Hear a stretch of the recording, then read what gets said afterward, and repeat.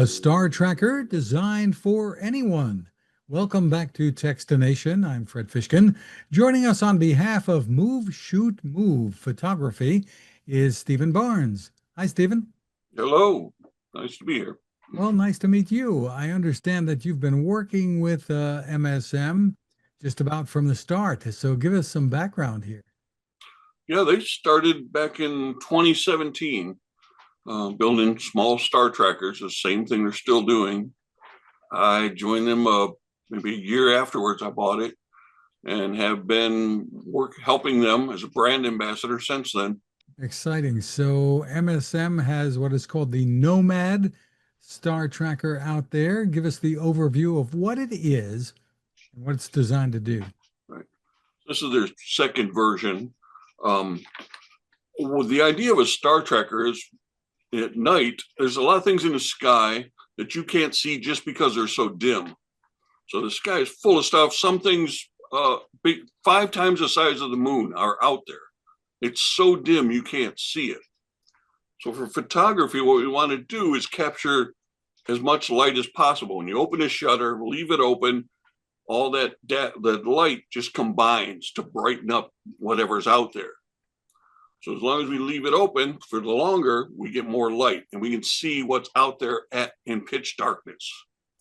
The problem is the Earth is rotating, and from our point of view, the stars are fixed in space and not moving. So if we leave the shutter open on a camera aimed at space, it looks like the stars moved across the field. To solve this problem, a star tracker rotates your camera at the same speed the Earth rotates, so the star stays in the same position in the frame. And that's the whole point of star trackers. It's just a clock. It just turns with the same rotation as the Earth. The idea of using one of these, a star tracker, may sound intimidating to a lot of people. So step us through the process here.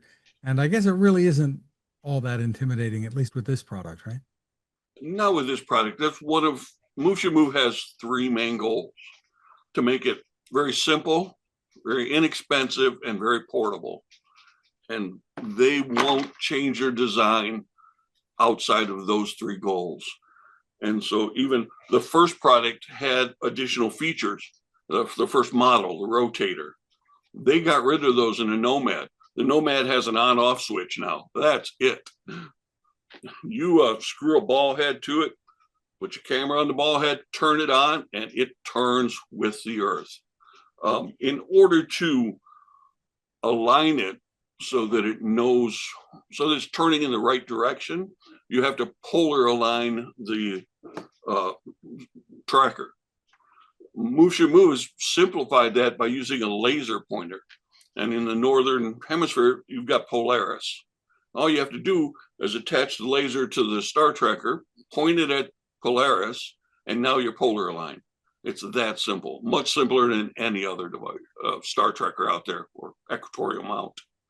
And so then you turn the laser off and it's yes, you turn it on just to polar align, just get pointed in the right direction. When people see these wonderful images of the Milky Way, I guess some are using a star tracker, some maybe aren't. What are the advantages to using one? Primarily noise. The longer you leave the shutter open, the less noise will be in the image, the less dirt. That plus you can bring out more colors. All the colors of the nebulas that are out there in the Milky Way, you can't see on a short exposure. So the longer you can leave it open, the better the image is going to be. So how long is long when you're talking about something like that? That depends on the focal length of your camera or your lens. So if you're shooting wide field like Milky Way, you can 2 minutes is good. I've seen people go up to 8 minutes using a star tracker. Without it, you're limited at about 10 seconds. Is it possible for you to share some of your work with us so we can take a look? Sure. This is in the middle of the Milky Way.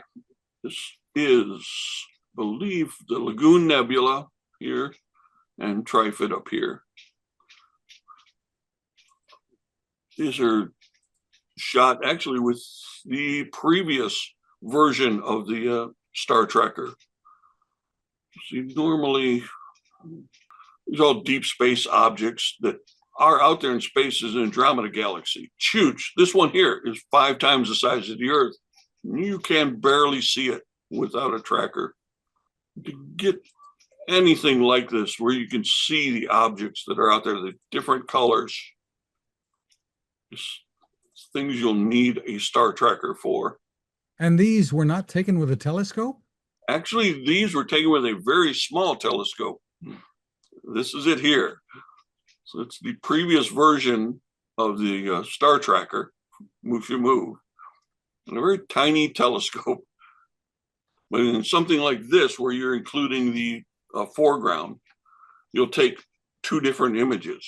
So you'll use a star tracker to move as it moves to capture the sky, and then you'll take a separate static image of the foreground and blend them together in Photoshop.